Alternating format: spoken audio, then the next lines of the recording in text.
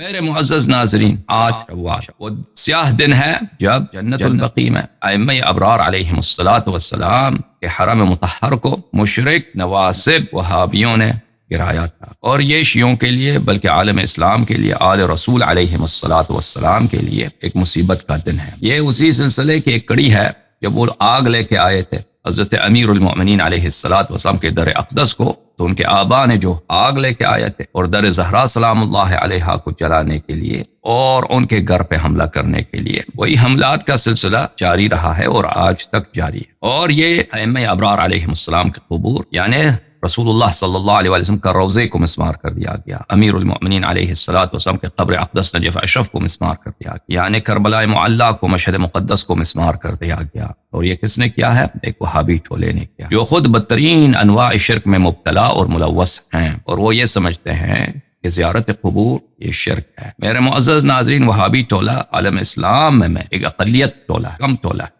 ان کی کوئی عددی لحاظ سے ان کی کوئی اہمیت نہیں ہے۔ البتہ جب سے تیل کا انکشاف ہوا ہے مڈل ایسٹ میں، تو ان کے پاس کچھ تیل آ گئے ہیں، لیکن آپ کی خدمت میں عرض کروں، تیل کے یہ تیل جو ہے یہ شیعہ تیل ہے، تیل وہابی علاقوں میں نہیں ہے۔ تیل جن ایریاز میں ہے، یعنی دنیا کا جو سرپلس پروڈکشن ہے آئل کا، پیٹرولیم کا، وہ پرشین گلف سے ہے، اور پرشین گلف میں، خلیج فارس میں، جہاں تیل کی پیداوار ہے، جہاں گیس، قدرتی گیس کی پیداوار ہے، وہاں پہ سب شیعہ علاقے ہیں۔ وہ شیعہ یا تو شیعہ اکثریتی علاقے ہیں یا خالص شیعہ علاقے ہیں۔ تو یہ ایک بہت ہی بدقسمتی کی بات ہے کہ شیعوں کی سرزمین سے، شیعوں کا سرمایے سے، شیعوں کے معادن سے، جو امام زمان علیہ الصلوۃ والسلام کی ملکت ہے، اس کو نکال کر اہل بیت علیہم الصلوۃ والسلام کے خلاف اور شیعوں کے خلاف صرف کیا جا رہا۔ اور سب سے بڑا عالمیہ یہ ہے، نہ یہ صرف عالم اسلام کا، عالم تشیع کا، دنیا کا یہ عالمیہ ہے، کیونکہ وہابیت ایک ایسی جرثوم ہے، وہابیت ایک ایسا مرض، ایک ایسی بیماری ہے کہ جس شخص کو بھی لگ جائے وہ زامبی بن جاتا ہے۔ اس سے کسی وقت بھی آپ خودکش حملے کی توقع کر سکتے ہیں۔ وہ کسی وقت بھی جتنا بھی ظاہر سے پرسکون ہو، اس کو کبھی بھی شہادت کا شوق، جہاد کا شوق اور جہاد کا جنون چڑھ سکتا ہے، وہ اپنی زامبی گری جو ہے ظاہر کر سکتا ہے۔ تو دنیا کو آج اسلام سے جو خوف ہے، کیونکہ اسلام ایک مشترک لفظی ہے عزیزو، جب ہم کہتے ہیں احمد اچھا آدمی ہے، احمد برا آدمی ہے، یہ دونوں جملے صحیح ہیں۔ ہم کہتے ہیں احمد اچھا ہے، احمد برا ہے، کیونکہ یہ دو مختلف آدمی ہیں، ٹھیک ہے نا۔ ایک احمد نیک آدمی، نمازی، قاری قرآن اور صوم و صلاۃ کا پابند، صادق، باتقوا، خادم، لوگوں کی خدمت کرتا ہے، دین کی خدمت کرتا ہے۔ ایک احمد قاتل ہے، ایک احمد چور ہے، ایک احمد زانی ہے، لواط کار ہے۔ تو ہم کہتے ہیں احمد اچھا آدمی ہے، احمد برا آدمی ہے، یہ دونوں جملے صحیح ہیں، کیونکہ ایک دو مختلف احمد کی بات ہو رہی ہے۔ اسلام سے جو ڈر ہے میرے عزیزو، دنیا میں بالکل بچا ڈر ہے، لیکن کس اسلام؟ ہمیں لفظ اسلام سے کام نہیں ہے۔ اسلام ایک اسم ہے، مختلف مکاتب فکر پہ اس کا اطلاق ہوتا ہے۔ اسلام کے مختلف انواع ہیں۔ رسول کریم صلی اللہ علیہ وسلم نے فرمایا کہ میرے امت کے 73 فرقے ہوں گے، سب جہنم میں جائیں گے سوائے ایک فرقے کے۔ تو یہ وہابیت اور یہ دہشت اور یہ ٹیررزم جو دین کے نام پہ کیا جا رہا ہے، مساجد کو اڑاؤ، بچوں کے اسکول کو اڑاؤ اور خودکش حملے کرا دو بے گناہ شہریوں پر، بازاروں میں،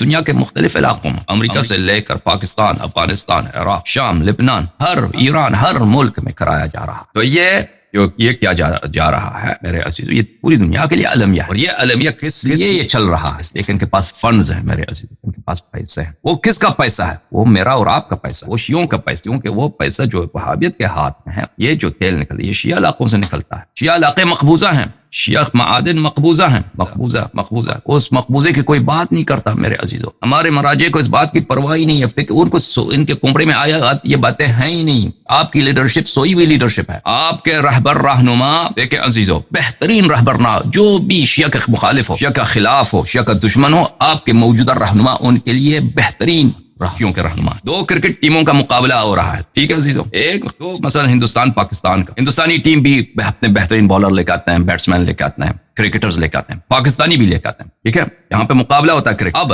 ہندوستان کے لیے، انڈیا کے لیے، اگر پاکستان کا کرکٹ ٹیم کیپٹن جو ہے ایک نالائق انسان، یہ اس کے لیے بہتر ہے، یا ایک بیدار اور باصلاحیت اور کیرزمیٹک کیپٹن ہے، یہ انڈین ٹیم کے لیے بہتر؟ کون سا بہتر ہے ان کے لیے؟ آپ مجھے بتاؤ۔ لازمی بات ہے، جتنا نکما کیپٹن ہو پاکستانی ٹیم کا، انڈیا کے لیے اتنا ہی بہتر ہے، اتنی انڈیا کے لیے اتنا ہی بہتر ہے۔ آپ کے جو موجودہ لیڈرشپ ہے، ایشیو جان لو، اس سے زیادہ نکما آپ تصور ہی نہیں کر سکتے، اس سے زیادہ نکمت تصور ہی نہیں کر سکتے۔ ان کو پتہ ہی نہیں ہے کہ ان کے قوم کس حالت میں ہے، دنیا کے کونے کونے میں قتل ہو رہے ہیں، شیعوں کو تحقیر کیا جا رہا ہے۔ ان کو اتنی غیرت نہیں ہے کہ طالب علموں کو کم از کم اتنی تربیت دے دو، شمولیوں کو، کہ وہ آ کر شیعہ قائد سے دفاع کر سکیں۔ آپ کا پاکستان اس بات کا بالکل واضح شاہد ہے کہ پاکستان سے آپ کے بہترین طالب علم جاتے ہیں حوزہ علمیت تحصیل علم کے لیے. پاکستان سے آپ کے بہترین کریم آف دا کراپ، بہترین بونہار ہوشیار طالب علم جاتے ہیں وہاں سے دین سیکھنے کے لیے. کیا توقع ہے؟ مراجع کم از کم یہ کر سکتے ہیں نا کہ ایسے طالب علم تربیت کریں جو واپس آ کر آپ کو اہل بیت علیہ السلام کا دین سکھائیں. اور شیعوں کی جو تحقیر کی جا رہی ہے کہ شیعہ کافر ہیں، شیعوں کا قرآن اور ہے، شیعہ مشرک ہیں، شیعہ فلان فلان فلان، اس کا جواب دے سکیں. آپ مجھے بتائیں، جب تک میں نہیں آیا تھا کوئی جواب دے رہا تھا وہابیوں کا؟ کوئی جواب دے رہا تھا؟ تو میرے عزیزو، ہمارے علاقے مقبوضہ ہیں، ہمارے سرمایہ دشمنوں کے ہاتھ میں ہیں، اور اہل بیت طاہرین علیہم الصلوۃ والسلام کے روزے مسمار ہیں. اور تمہارے لیڈر کس فکر میں ہیں؟ تم دیکھو نا خمینی کو، ان کا کوئی ایسا اسپیچ نہیں ہے خامنئی کا جس میں وہ فلسطین کا، اسرائیل کا 10 مرتبہ ذکر نہ کرے، امریکہ کا 10 مرتبہ ذکر. وہ کن فکر میں، کس فکر میں؟ دیکھیں میرے عزیزو، ہم بقی کو اس وقت تک دوبارہ آباد نہیں کر سکتے جب تک شیعہ لیڈرشپ اس مسئلے کو اپنا نصب العین بنا دے. باقی مسائل کو بھول جائے. دنیا میں مظلوم بہت ہیں. چیچنیا میں روس نے کیا کیا؟ گروزنی کے جنگ میں سن 1994 میں، اس کے بعد 2000 کے بعد یہی پوٹن نے اور اس کے پہلے یلسن نے ایسا بمبار کیا، ایسا. چیچنیا میں سب مسلمان رہتے ہیں، ان کو ایسا جلا دیا، چھوٹے چھوٹے بچوں کو جلا دیا، ہزاروں کی تعداد میں لوگوں کو ہلاک کر دیا. اور آپ اگر انٹرنیٹ میں سرچ کریں گروزنی وار پکچر، گروزنی وار دیکھیں، گروزنی وار اٹراسٹی، اس میں آپ سرچ کریں کہ وہاں پہ جو ظلم ہوئے ہیں چیچنیا پہ مسلمانوں پر، وہ آپ کے تصور سے باہر ہے کہ کس طرح شہروں کو جلایا گیا، کس طرح بچوں کو جلایا گیا، اسکولوں کو جلایا گیا، شہری جو علاقے ہوں ان کو برباد کیا گیا. خامنئی ایک لفظ اس نے بولا ہے آج تک. اگر وہ کہتا ہے ہم ظالم کے لیے بات کرتے ہیں، تو اگر تجھے واقعا ظلم کے خلاف، وہ گروزنی وہ انسان نہیں ہے. جتنا فلسطین پہ ظلم ہوا اس سے 100 گنا زیادہ گروزنی پہ ہوا، چیچنز پہ ہوا. ہمارے جو ایغور بھائی ہیں جو چائنا میں رہتے ہیں، وہ مسلمان نہیں ہیں، وہ انسان نہیں ہیں، وہ کیا ہیں؟ کہ ان کو ان کے گھروں سے اگر کوئی شخص داڑھی رکھے اس کو گرفتار کر کے لے کے جایا جاتا ہے کیمپ میں، اس کو زبردستی روزانہ شراب پلایا جاتا ہے، اس کو سور کا گوشت کھلایا جاتا ہے، ٹھیک ہے نا، اور اس کو برین واشنگ ہوتی ہے وہاں پر. جب تک یہ بقی کو اگر آباد کرنا ہے تو اس کے لیے شیعہ لیڈرشپ کو جو ہے اپنا نصب العین بنانا، چینج کرنا ہوگا. جب آپ پاکستان میں جلوس نکالیں، آپ جہلم میں یا راول پنڈی میں جلوس نکالیں، اس سے سعودی عرب کو کوئی فرق نہیں پڑتا. سعودی عرب کو فرق نہیں پڑتا کہ اس کو کوئی پریشانی نہیں ہوتی. آپ کراچی میں یا مثلا کوئٹہ میں جلوس نکال دیں بقی کے لیے، نہیں جب تک اس پہ دولتی پریشر نہ آ جائے، جب تک حکومت ایران، حکومت عراق جو 2 بڑے شیعہ ملک ہیں، یہ پریشر نہ ڈال دیں سعودی گورنمنٹ پر. اور سعودی گورنمنٹ اپنی گورنمنٹ کی اپنی کوئی حیثیت نہیں ہے. سعودی گورنمنٹ اور یہ ممالک اگر انہوں نے شیعہ علاقوں پہ قبضہ اپنا جاری رکھا ہوا ہے، اس لیے رکھا ہوا ہے کہ یہ پہلے زمانے سے یعنی برٹش کے دور سے، جب پرشین گلف جو ہے برٹش کے دور میں تھا، تو انہوں نے ان کو سونپ دیا ہے. اور ابھی تک انہوں نے اپنا سلطہ اس لیے برقرار رکھا ہے. ان کی اپنی اتنی طاقت نہیں ہے، نہ کویت گورنمنٹ کی اتنی طاقت ہے، نہ سعودی گورنمنٹ کی اتنی طاقت ہے، نہ بحرین کی حکومت کی اتنی طاقت ہے، نہ قطر کی حکومت کی اتنی طاقت ہے، نہ امارات کی حکومت کی اتنی طاقت ہے. یہ صرف یورپین اور امریکن فورسز کے ساتھ ائتلاف کی وجہ سے. اور یہ ائتلاف کس نے کریٹ کیا؟ آپ کو پتا ہے کہ انقلابی ایران سے پہلے سب سے فیورٹ جو ملک تھا یورپینز کے لیے اور امریکہ کے لیے، جو ان کا جو ائتلافی ملک تھا، الائد تھا، کون تھا؟ ایران تھا. اب انقلاب کے بعد جب شیعہ لیڈرشپ نے دشمنی دکھائی ہے غرب کے لیے، مغرب کے لیے، یورپ، امریکہ کے لیے، کام ہم سے دشمنی کرنا. وجہ کیا ہے دشمنی کی؟ کیونکہ آپ اسرائیل کی مدد کرتے ہو، فلسطین کی مدد نہیں کرتے، ٹھیک ہے نا. فلسطین ہماری لڑائی ہے ہی نہیں. تو اس وجہ سے میں اچھی طرح سے جان لو کہ ہم نے پش کیا ہے، ہم نے ایک الائنس بنایا ہے، شیعوں نے خود ایک الائنس کریٹ کیا ہے، اور یہ وہابیت کے لیے بہت مفید رہا ہے. اس سے بہتر آپ ہدیت دے ہی نہیں سکتے کہ آپ دنیا کے جو عظیم پاورز ہیں ان کو وہابیت کا دوست بنا، سعودی عرب کا دوست بنا. اس کا طریقہ کار یہ ہے کہ شیعہ بلا وجہ دشمنی اپنا چھوڑ دیں. جن لوگوں سے کام نہیں ہے ان کو چھوڑ دیں، ان کا بلا وجہ اپنا دشمن نہ بنائیں. جو آپ کا دشمن ہے دوسروں کو ان کا دوست نہ بنائیں، دوسروں کو ان کا دوست. اس کا طریقہ کار یہی ہے. یہ وہابیت کچھ بھی نہیں ہے. جس دن ایران اپنا تعلقات مغرب کے ساتھ سیدھا کرے گا، اس دن ایران اس ایریا کا سپر پاور بنے گا. اس ایریا میں جو کہے گا وہی سکہ چلے گا، ایران کا چلے گا اور شیعوں کا چلے گا. اور ابھی نہیں چلتا. ایران خود محاصرے میں ہے، اس کی اقتصادی حالت بہت خراب ہے. وہ تیل کا ایک قطرہ بھی مشکل سے بیچ سکتا ہے. وہ اپنا تیل کا قطرہ بیچ بھی دے تو واپس اس کے پیسے نہیں آتے، ڈالر واپس امپورٹ نہیں کر سکتا. اس کی اقتصادی حالت بہت خراب ہے. سعودی نے پچھلے سال ریکارڈ نمبر میں اس کے تیل کی آمدنی، یعنی اتنی تاریخ میں اس کی تیل کی اتنی آمدنی تھی جس نے پچھلے سال اس نے. یہ سب آپ کے پیسے ہیں، شیعوں کے پیسے ہیں جو سعودی کافرز میں جاتے ہیں، سعودی ٹریجری میں جاتا ہے. اس کا طریقہ کار یہی ہے میرے عزیزو، اس کا طریقہ کار یہی ہے بقی کو دوبارہ بنانے کا اور اپنے سرمایوں کو آزاد کرنے کا اور مقبوضہ جو شیعہ علاقے ہیں ان کو دوبارہ شیعوں کے ہاتھ میں دلانے کا طریقہ کار کیا ہے؟ طریقہ کار یہی ہے کہ ہم سعودی کے طاقت کا جو اصل اثاثہ ہے امریکن سپورٹ، ان سے دور کرنا بہت آسان ہے۔ امریکہ وہابیت کو نہیں چاہتا، مغرب کو پتہ ہے کہ وہابیت وحشی گری ہے، زامبی گری ہے، ان کو پتہ ہے بخوبی، لیکن شیعہ لیڈرشپ نے ان کے لیے کوئی چوائس نہیں چھوڑا، شیعہ لیڈرشپ نے ان کے لیے کوئی دوسرا راستہ ہی نہیں چھوڑا۔ ایران کی دشمنی کی وجہ سے وہ اس ایریا میں، اس ریجن میں مجبور ہیں کہ سعودی عرب کو گلے لگائیں اور وہابیت کو گلے لگائیں، اور یہ بہت ہی مضر ہے شیعوں کے لیے، بہت ہی مضر ہے شیعوں کے لیے۔ انشاءاللہ تبارک و تعالی اگر شیعہ لیڈرشپ عقل میں آ جائے کہ بلا وجہ جن لوگوں سے ہمارا جنگ نہیں ہے، جیسے مثلا گروزنی کا جنگ ہے، وہ ہمارا جنگ نہیں ہے، چائنا میں یوغور بھائیوں کے ساتھ جو ہوتا ہے، خیر وہ ہمارا جنگ نہیں ہے، ہم نہیں کر سکتے چائنا کے خلاف جنگ یا روس کے خلاف جنگ، بالکل صحیح بات۔ اسی طرح فلسطین کو اگر آزاد ہونا ہے تو اس کو مصریوں کو کرنا، سب سے بڑا ان کا جو پڑوسی ملک ہے وہ مصر ہے، اس کو ترکی کو کرنا، پڑوسی ملک اس کا سب سے بڑا ملک کون ہے؟ ترکی ہے، حجاز ہے، سعودی عرب ہے، اردن ہے، یہ شام سوریہ ہیں، یہ لوگ اس کے بالکل ساتھ ہیں۔ یہ لوگوں کی لڑائی ہے، ہماری لڑائی نہیں ہے، ہماری لڑائی ہم خود ہمارا سرمایہ ہمارے دشمنوں کے ہاتھ میں ہے، وہ ہماری خلاف استعمال کرتے ہیں، ہمارے علاقے مقبوضہ ہیں، ہمارے مقدس مقامات دشمنوں کے ہاتھوں مسمار ہیں، ہمیں زیارت کی اجازت۔ آپ کبھی بقی گئے نہیں گئے؟ آپ کبھی جاؤ بقی چلے جاؤ، تم زیارت کے لیے جاؤ، پھر تم دیکھ لو کہ شیعہ کتنے حقیر ہیں، شیعوں کی کتنی بے عزتی ہوتی ہے۔ صرف شیعہ نہیں، واللہ میں نے آپ جیسے شیعہ بقی کی زیارت کرتے ہیں، ہمارے جو مسلمان بھائی ہیں اہل قبلہ بھائی وہ زیارت کے لیے آتے ہیں، میں نے بہت دیکھا ہے وہاں پر جس طرح ہم زیارت وہ بھی زیارت کے، ان کی بھی اسی طرح تحقیر کرتے ہیں، وہابی زیارت نہیں کرنے دیتے۔ تو یہ اس کا طریقہ کار یہ ہے میرے محترم ناظرین۔ اب آپ کے پاس جو لیڈرشپ ہے نا پاکستان میں، جو سب سے نکما آدمی ہے، مثلا چودھری شجاعت جو ہے وہ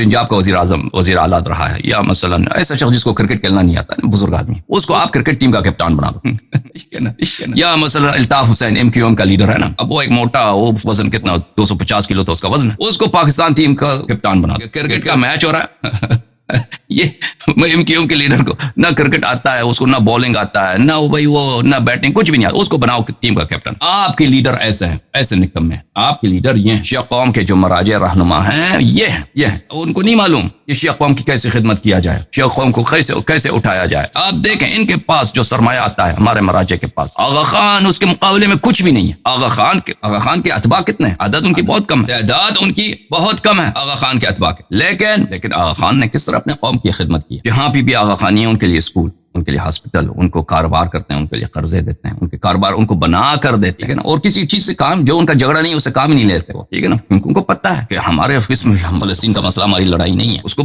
یہ بہت اچھی لیڈرشپ ہے، یہ بہت اچھی لیڈرشپ، اس کو پتہ ہے کہ بلا وجہ دوسروں سے دشمنی کرو گے تو تم خود مار کھاؤ گے، اس کو بخوبی پتہ ہے ان باتوں کا، تو وہ اپنی قوم کی خدمت کرتے ہیں۔ ہمارے مراجع کے پاس جو وجوہات آتی ہیں، ڈونیشنز آتے ہیں، ان کے پاس جو موقوفات ہے، وہ آغا خان کے پاس جو کچھ ہے اس سے کئی گنا زیادہ، آغا خان کے تصور میں بھی نہیں ہے جتنے پیسے ہمارے مراجع کے پاس جاتے ہیں۔ اور انہوں نے آپ کو کیا لے کے دیا؟ کچھ بھی نہیں ہے سوائے کچھ دینی مدارس کے، ٹھیک ہے نا، اور وہ دینی مدارس بھی ایسے ہیں کہ ان میں دین کی بات نہیں سکھائی جاتی۔ یہ المیہ یہی ہے، دینی مدارس کیا اس میں کچھ سکھایا جاتا ہے آپ کو؟ دین کی باتیں نہیں، دینی مدارس میں ان کے اپنے نظریات فتاوے سکھائے جاتے ہیں، اور طالب علم آتے ہیں آپ کے درمیان، پر وہ دین کا دفاع نہیں کر سکتے۔ اس سے بڑا آپ کے لیے کیا میں نے عرض کیا نا، آپ بناؤ الطاف حسین کو پاکستان ٹیم کا کپتان، ایم کیو ایم کا جو لیڈر، یا چودھری شجاعت کو بناؤ ٹھیک ہے نا، وہ کیا کرکٹ کرے، وہ ٹیم کو کیا ہو، اس ٹیم سے کیا حالت ہوگی جس ٹیم کا کیپٹن چودھری شجاعت، کیا مثلا کوئی ایسا بزرگ آدمی جس کو کرکٹ کھیلنا نہیں ہے۔ آپ کی لیڈرشپ ایسے ہی ہے میرے بھائی، جھوٹی ان کی ادعا ہے کہ امام زمانہ کے نائب ہیں۔ اور بھائی میں نے یہاں پہ کئی تقریرات آپ کی شیعہ علماء کو بلایا کہ آؤ میرے سے بات کرو، کوئی سامنے نہیں آتا سوائے اس کے کہ فلانا ایجنٹ ہے، فلانی ایجنٹ ہے۔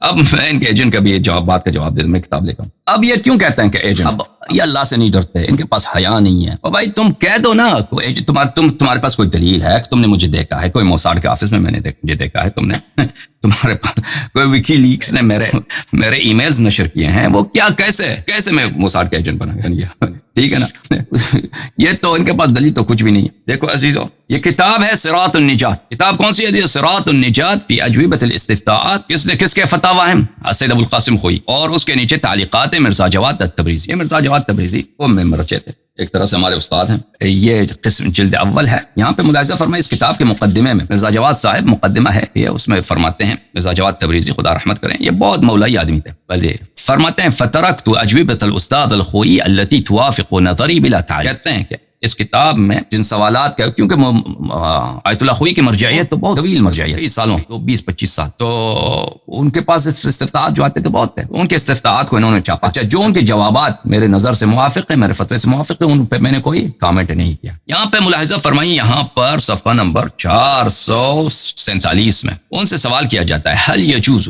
الخوئی صاحب سے، هل يجوز على الكذب على المبدع او مروج الضلال، کیا جائز ہے، کیا جائز ہے ہم جھوٹ بولیں، ہم بہتان کریں، تہمت ماریں، جھوٹ بولیں کس کی نسبت سے؟ جو شخص بھلے کیا ہے، اہل بدعت۔ تو مرزا جواد تبریزی صاحب آغا خوئی سے پوچھا جاتا ہے، هل يجوز الكذب على المبدع او مروج الضلال في مقام الاحتجاج عليه اذ كان الكذب يدحض حجته ويبطل دعاويه الباطلة۔ ایک شخص ہے جو بدعتی ہے، کیا ہے؟ بدعتی ہے، اور ضلالت گمراہی کا ترویج کرنے والا ہے، ہم اس کے خلاف جھوٹ بول سکتے ہیں، اس پہ بہتان لگا دیں، جھوٹی باتیں، اگر یہ ہمارے استدلال کے لیے مفید ہے، ہم احتجاج میں، مناظرے میں اس کے خلاف ادعا کو باطل کرنے میں جھوٹ بولنے کی ضرورت پڑے، آپ جھوٹ بول سکتے ہیں۔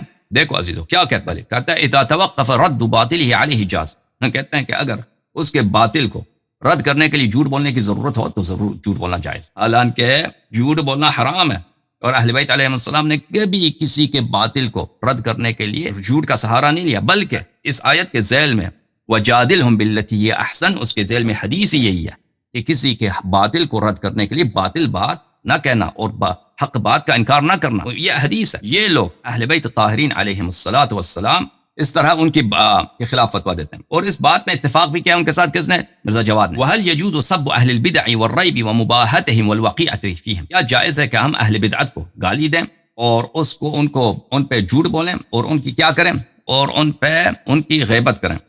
اذا ترتب الرد منکر علی تلک فلا باس، اگر یہ اس بات پہ منحصر ہے تو اس کی کوئی اجازت ہے۔